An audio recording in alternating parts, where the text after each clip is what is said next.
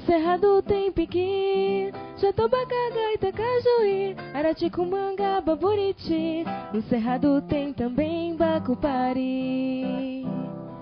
Encontro das águas, coração do Brasil, Cerrado bonito como nunca se viu. No Cerrado tem lobo-guará, arara, veado, tamanduá, tatu, macaco-ema. No Cerrado também tem siriema. Encontro das águas, coração do Brasil, Cerrado bonito como nunca se viu.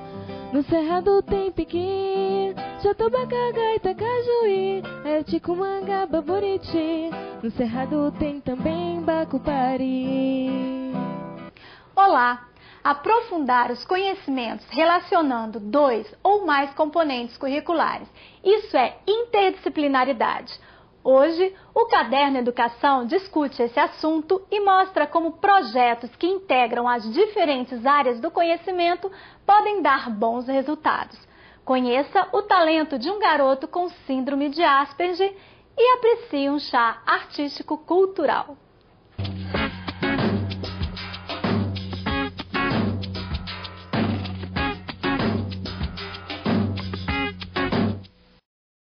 Qual é o assunto que você pode estudar nas diferentes áreas do conhecimento? Todos?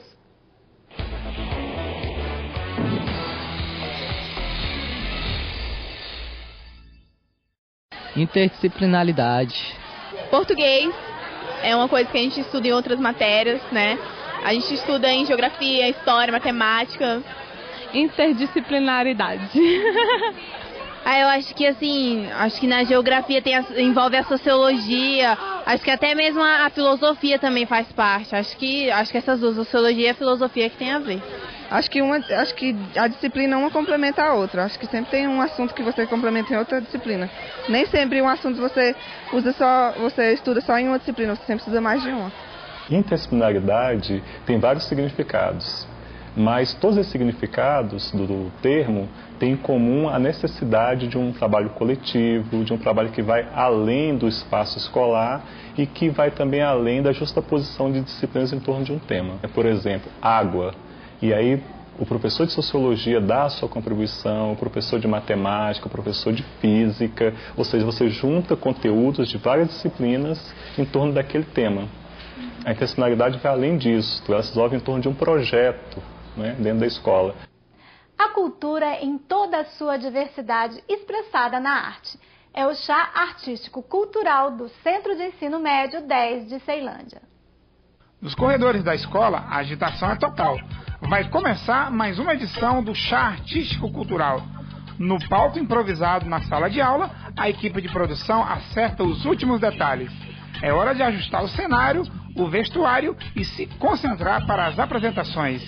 Todos os anos é assim no Centro de Ensino Médio 10 de Ceilândia. Nesse ano, o tema do projeto foi a música. No Chá Artístico-Cultural do Centro de Ensino Médio 10, a diversidade cultural foi a grande novidade. Os alunos pesquisaram a história dos povos e aprenderam a importância da diversidade cultural. Na realidade, ela surgiu em 2003, dentro de uma outra atividade que nós tínhamos, que se chamava Feira Científico-Cultural. E aí eram muitas atividades para acontecer ao mesmo tempo, então, nesse ano, os meninos apresentaram o que ficou chamado de café literário. Dentro do projeto, quem escolhe o tema é o aluno. Então, o grupo de alunos, cada representante de turma, se reúne e aí tem a discussão de vários temas. Nós, professores, trazemos sugestões, mas quem traz, quem apoia, quem defende a ideia são os alunos. À medida que a gente, como morador de Ceilândia, já bem antigo, adquire conhecimento fora e traz para a comunidade, tem que ser repartido. É o que eu faço aqui. Eu sou um voluntário da escola, trabalhando com a questão da arte e educação. Um dos gêneros musicais escolhidos pelos alunos foi o reggae, ritmo jamaicano que tornou famoso o cantor Bob Marley. Atento às explicações do grupo responsável pela pesquisa temática, o público aprende a origem do estilo. O reggae bem assim, discriminado assim, por parte de muitas pessoas, porque pela sua origem ser jamaicana, então tem muitos adeptos negros. Então foi legal assim, para a gente esclarecer certas dúvidas e certos mitos que antes as pessoas colocavam em cima do reggae. A música clássica também tem seu espaço. No salão, damas e cavalheiros em traje de gala para o início da valsa, que só começa com a chegada dos nobres.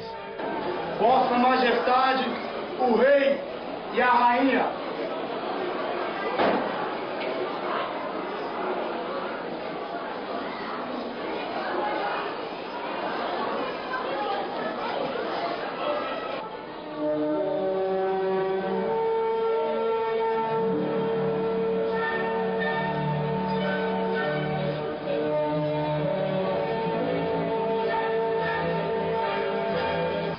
Foi inovador e um desafio, porque por não ser popular, a gente se sentiu um dever de passar isso para as pessoas. E acabou saindo esse trabalho maravilhoso. É um figurino mesmo que não é muito abordado aqui no Brasil, né? A valsa não é uma dança daqui mesmo. Então foi bem difícil para a gente encontrar, mas a gente procurou no Teatro Nacional e eles alugaram para a gente as roupas. Dos salões de Viena para os cabarés de Buenos Aires. Reproduzindo uma típica casa noturna argentina, os artistas contam a história do tango, com direito até a recital de poesia. Sinto o teu cheiro nesses momentos de proximidade, às vezes sinto meu coração batendo junto com o seu.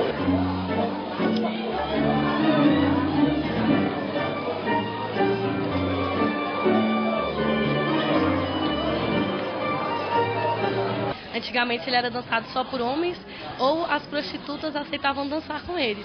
Depois ela passou a fazer muito sucesso, foi ganhando muito prestígio. Era dançado assim pelos povos africanos, foi trazido pelos escravos, né?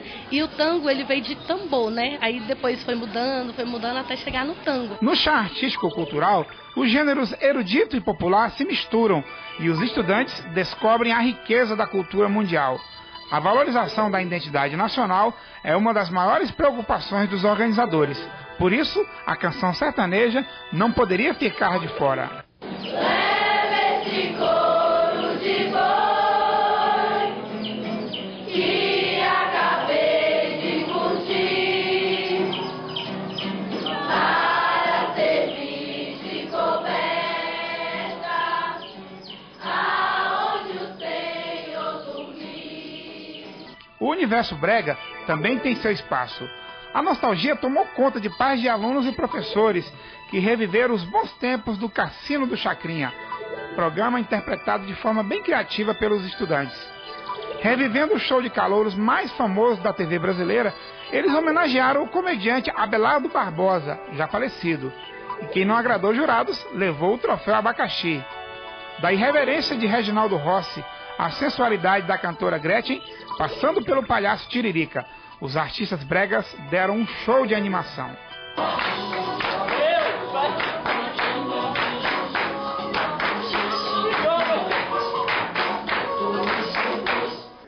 Que tal uma leitura que suscite mudanças significativas em favor de uma educação verdadeira e edificante?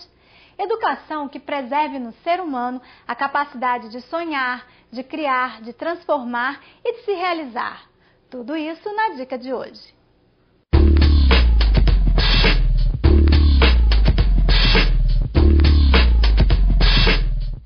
Eu gosto muito de escrever as histórias ao contrário. Eu acho a história do Pinóquio uma história muito safada, porque a história diz o seguinte, que as crianças nascem de pau e precisam ser obedientes e ir à escola para se tornarem crianças de carne e osso. O problema do Pinóquio, ele não foi à escola e ele preferiu a arte, e aí deu toda aquela confusão.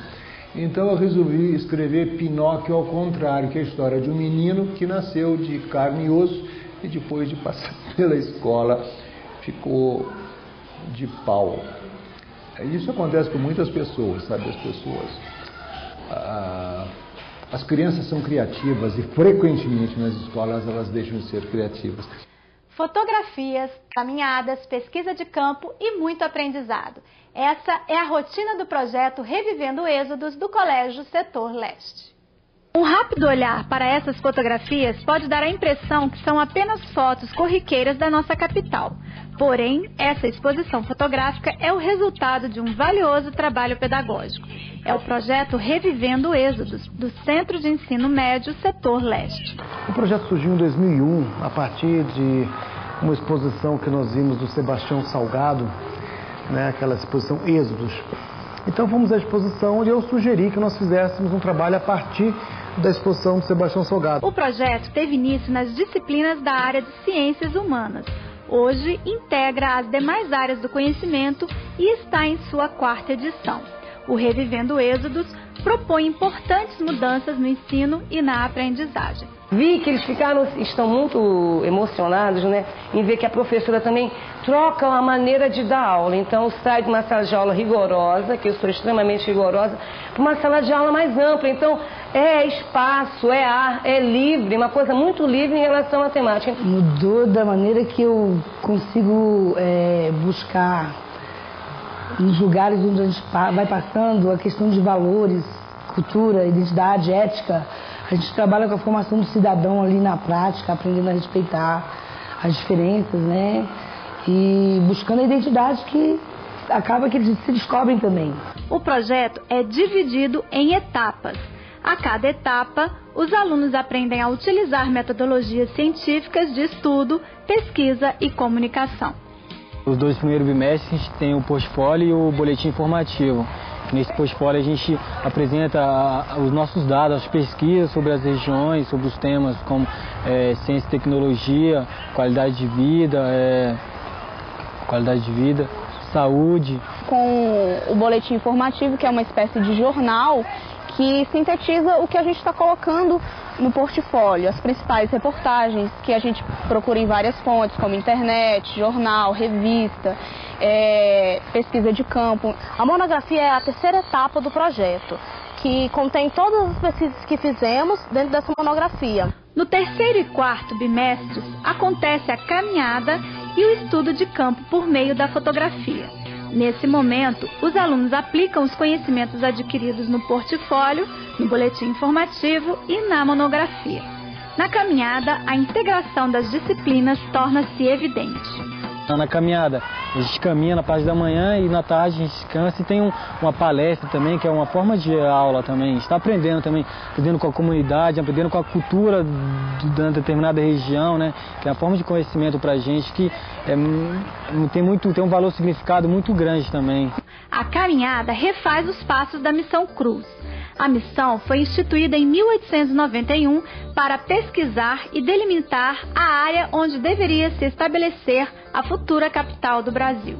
Nós estamos ligados a uma lei distrital chamada Lei Roteiro Ecoturístico Missão Cruz, que ela foi trabalhada e é uma das leis que estimulam pesquisa dessa natureza. Pegamos em 2004, entre Braslândia e Planaltina, 7 dias, 6 pousos, e fomos atrás de apoios, como Exército, Polícia Ambiental, Corpo de Bombeiros, para eu me certificar do máximo de segurança possível. E montar aulas, para os alunos terem aula todos os dias. Segundo o professor Luiz Guilherme, a caminhada de 2005 foi um ato heróico. Foram percorridos 270 quilômetros em 16 dias. O percurso começou pela Serra dos Pirineus, cidade de Corumbá, passando por Alexânia, Olhos d'Água, Santo Antônio do Descoberto, Cidade Eclética, Gama, finalizando no Catetinho. Agora, em 2006, o percurso começa por Formosa, primeiro marco da Missão Cruz. Que esse ano vai ser de Formosa até o Parque Nacional, passando por Planaltina de Goiás, Planaltina DF e Sobradinho. Com os conhecimentos adquiridos até aqui, os alunos estão aptos a capturar toda a expressividade da fotografia. Nós vamos num determinado local que é dirigido pelos professores e a gente tira as fotos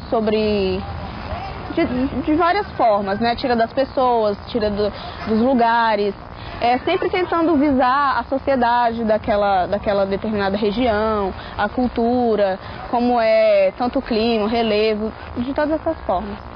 Mais do que conhecimentos acadêmicos, o Revivendo Êxodos promove uma educação voltada para a cidadania. Ele faz a gente tomar o gosto pela leitura. Então a gente consegue analisar de uma forma geral, a gente tem um discernimento maior, né? Um pensamento mais aprofundado e mais amplo de determinado assunto. A gente vê que há mudanças de vida, gente que não dava valor no que tinha, começa a valorizar tudo que tem, torna-se assim, um aluno exemplar, essencial, assim, começa a melhorar na escrita, na pesquisa, no vocabulário, em tudo. Acho que de uma maneira geral aparece em vários fatores assim, da vida dele. E agora, o que você vê nessas fotografias?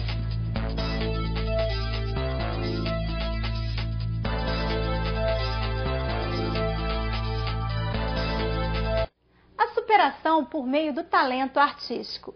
Essa é a história de um jovem portador de síndrome de Asperger.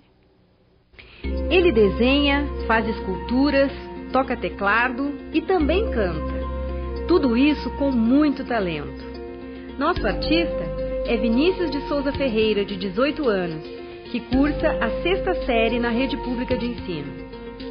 Ele é um portador da síndrome de Asperger, um tipo de autismo, e por isso tem de vencer muitas limitações. A síndrome de Asperger foi descoberta por um pediatra austríaco e em 1994 foi oficialmente reconhecida como um tipo de desordem mental. Ela descreve seus portadores como pessoas solitárias, com fantasias limitadas, sem questionamento sobre o porquê das coisas e com um pouco interesse nas pessoas. Vinícius, no entanto, contesta tudo isso, com um jeito comunicativo e uma imaginação muito fértil. É capaz de se ver no futuro, casado com uma moça e pai de uma filha, ambas idealizadas por sua imaginação, como ele mesmo nos conta. Uma criação da minha filha, da minha esposa, que sou eu, né? E no futuro, isso acontece no ano 2019. Este jovem, que de acordo com as características da doença, estaria predestinado a ser isolado socialmente, com conduta excêntrica e inadequada aos padrões sociais, contrariou tudo isso, com seus esforços e com a ajuda da família e professores, que não permitiram sua exclusão social. Isso não significa que ele não tenha limitações. Pequenas perguntas podem lhe causar aflição, e algumas atividades escolares são difíceis de serem realizadas por ele. Graças a Deus, que eu supero as minhas limitações. Mas ele vem superando, com força de vontade e com a ajuda do Programa de Apoio ao Superdotado da Secretaria de Estado de Educação do Distrito Federal. Tem acompanhamento sistemático na sala de recursos da Escola Parque 304 Sul, onde professores habilitados proporcionam enriquecimento dos talentos apresentados, aprimorando e capacitando-o para uma possível profissão. O aluno, quando ele chega para mim, ele não vem porque é Asperger. Às vezes confunde, pensa que eu sou especialista em Asperger. Não sou especialista em Asperger. O aluno ele é encaminhado para a sala de recursos por ter altas habilidades. Daí ele vem desenvolver a habilidade dele aqui. O caso do Vinícius, ele veio por isso. Daí o talento faz, né, no caso do Vinícius, com que ele supere essas dificuldades da síndrome de Asperger. Que a síndrome de Asperger é um tipo de autismo, né? E o Vinícius, ele não se pode hoje em dia chamar de autista. Ele está inserido. É um sujeito que está na sociedade e para lutar de igual para igual, porque o talento dele é descomunal. Os alunos que chegam aqui com essa síndrome nos ajudam, porque eles vêm a contribuir. O Vinícius, por exemplo, ele tem uma capacidade de expressão muito grande. E eu, como professora de teatro, eu aproveito essa capacidade dele vocal, de expressão, nas minhas aulas. Inclusive, nós estamos montando uma rádio aqui na escola e esse talento, né, do Vinícius vai nos ajudar muito aqui nos trabalhos com a rádio. Vinícius também toca teclado, com um detalhe peculiar, cruza as mãos ao tocar. excentricidade de um artista ímpar. E como se todos esses talentos não fossem suficientes, ele também canta. Assim é Vinícius, um jovem talentoso e vencedor de seus próprios limites, que se rebelou contra o rótulo da incapacidade e recriou sua história, onde ele é o personagem principal, otimista, cheio de talentos e, segundo ele próprio, com muita fé em Deus.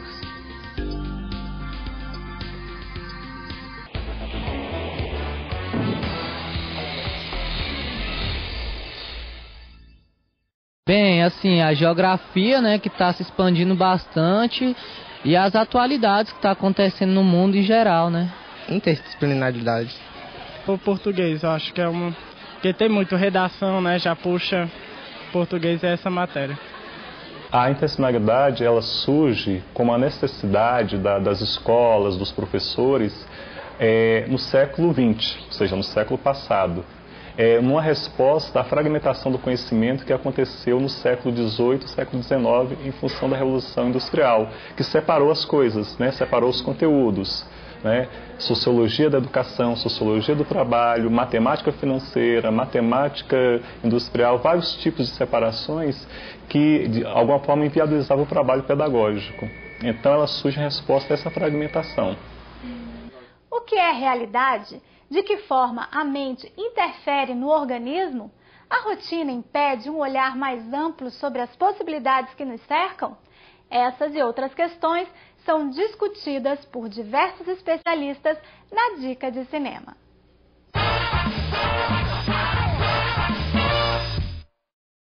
O filme que eu indico é o Quem Somos Nós. É uma boa opção para ser trabalhada com alunos do ensino médio. No filme, vários estudiosos tratam do poder da mente na construção da realidade. Essa temática ela é discutida a partir de diferentes ciências, como a física quântica, a química, a biologia, a teologia. E isso dá ao filme um caráter interdisciplinar, o que possibilita visões cada vez mais profundas e abrangentes de nós mesmos, do nosso mundo e do universo. Diferente de outros documentários com entrevistas grandes e cansativas, esse filme possui uma história de ficção que ela vai ilustrando bem a temática de uma forma leve e descontraída. Então fica aí a minha dica de cinema de hoje com o filme Quem Somos Nós.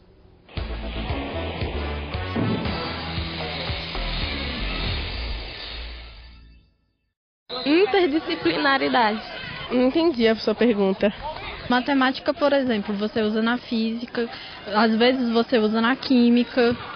Tem também sociologia, que você também usa em história, em filosofia. Interdisciplinaridade. Na parte de literatura, você pode estudar em várias outras opções também.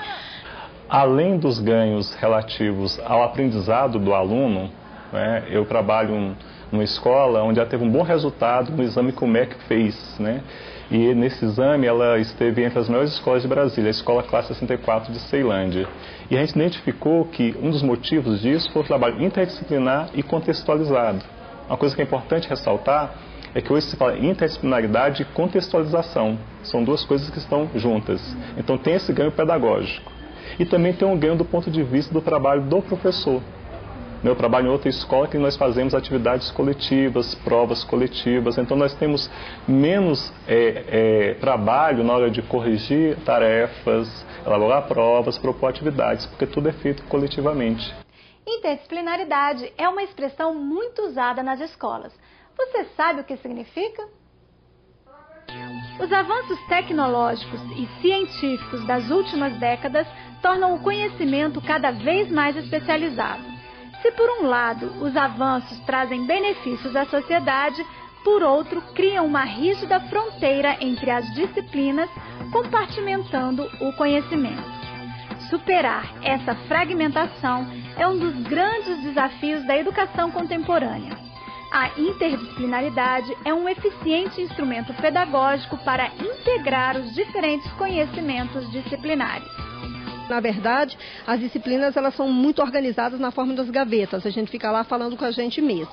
Quando nós conseguimos sair dessa gaveta e conversarmos com as outras áreas, isso só torna mais fácil tanto o nosso processo de ensinar como o processo de aprender, porque essa relação é uma relação dialética mesmo, o professor aprende, o aluno aprende. A partir da Lei de Diretrizes e Bases da Educação Nacional, número 9.394/96, os currículos escolares passaram a ter uma base nacional comum e uma parte diversificada. A base nacional comum refere-se ao conjunto de 75% de conteúdos mínimos das áreas do conhecimento. São as disciplinas tradicionais, como a matemática, língua portuguesa, artes, química. A base nacional comum oportuniza a unidade nacional. A parte diversificada é dedicada aos projetos específicos de cada região brasileira. E agora a parte diversificada com seus 25%, complementar, é de livre escolha da escola, de acordo com características locais, da sociedade local, cultura, economia, deve ser discutida com a comunidade escolar e complementar a base nacional comum. É um espaço de aprendizagem e ele não só faz a interdisciplinaridade como recomenda os parâmetros, como também faz a contextualização, porque é evidente, se ele é vinculado à realidade local, ele é contextualizado. Porém, a interdisciplinaridade não deve ser confundida com os temas transversais. Os temas transversais também devem ocorrer, porque há temas que é preciso que todos os professores de todos os componentes curriculares, seja na base nacional comum, seja na parte diversificada, trabalhem esses temas transversais. As escolas da rede pública de ensino do Distrito Federal têm desenvolvido diversos projetos interdisciplinares. Os projetos permitem ou facilitam a interdisciplinaridade.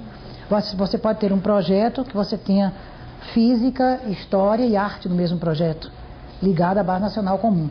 O Centro de Ensino Fundamental 4 de Planaltina desenvolve um projeto interdisciplinar.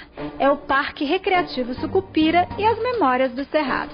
É um projeto que trabalha o meio ambiente de forma interdisciplinar e usa a pesquisa de opinião como ferramenta pedagógica e a arte para sensibilizar as pessoas e os alunos para a problemática do meio ambiente.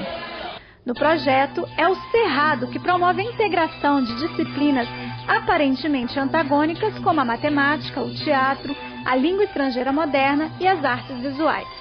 É a compreensão mesmo de que não dá para a gente trabalhar a matemática de forma isolada e o projeto foi assim, uma grande oportunidade de contextualizar os conteúdos que eu vinha desenvolvendo com meus alunos. Como é que a gente trabalhou? A gente se integrou ao projeto por meio da tabulação dos dados. Primeiro, nossos alunos participaram da pesquisa de opinião e eu ajudei na construção dessa pesquisa, junto com os meninos, eles elaboraram as questões e com o grupo que coordena o projeto, eles fizeram a pesquisa e nós fomos trabalhar do ponto de vista da matemática, a tabulação dos dados. E aí nós trabalhamos com conhecimento, razão, proporção e a partir daí a construção dos gráficos. Loiane Vieira participa ativamente de todas as etapas do trabalho e teve um importante papel na peça O Parque Recreativo Sucupira e as Memórias do Cerrado. Pode deixar que desse assunto eu ensino. O bioma constitui um conjunto diversificado de ecossistemas. O Cerrado tem como característica árvores de pequeno porte, espaçadas e com troncos retorcidos. Primeiro a gente estudou um pouco sobre o Cerrado e os seus habitantes antigos, os índios, o homem pré-histórico, as pinturas que eles deixavam nas cavernas. Depois a gente estudou sobre o Parque Sucupira, aí a gente foi fazer uma trilha nele para poder conhecer melhor. Aí a gente fez uma pesquisa de opinião lá na Feira Alternativa com a população de Planaltina para saber se eles conheciam o parque, se não conheciam. E baseado nessa pesquisa, a gente construiu gráficos. Segundo a professora Olga Mir, o projeto permite a aplicação dos conhecimentos adquiridos em sala no cotidiano. E foi muito interessante, porque eles estavam trabalhando com algo que eles visitaram o parque, participaram da pesquisa, então alguma coisa que tinha vida, e eles viram a relação entre a teoria que eles estavam aprendendo e a aplicação na realidade. Quer dizer, para que mesmo que eu sei, eu tenho que aprender gráfico, né? Então eles começavam a compreender, o gráfico ajuda a entender a realidade, fazer a leitura de mundo. Aí a gente se interessou tanto pelo assunto que a gente queria mostrar para as pessoas como é que é, tipo assim, a vida dos bichos, o quanto eles sofrem quando o homem não preserva. A interdisciplinaridade vai além da integração dos conhecimentos. Provoca uma educação dinâmica, contextualizada, global, onde o aluno é agente da própria aprendizagem, exercendo com competência a sua cidadania.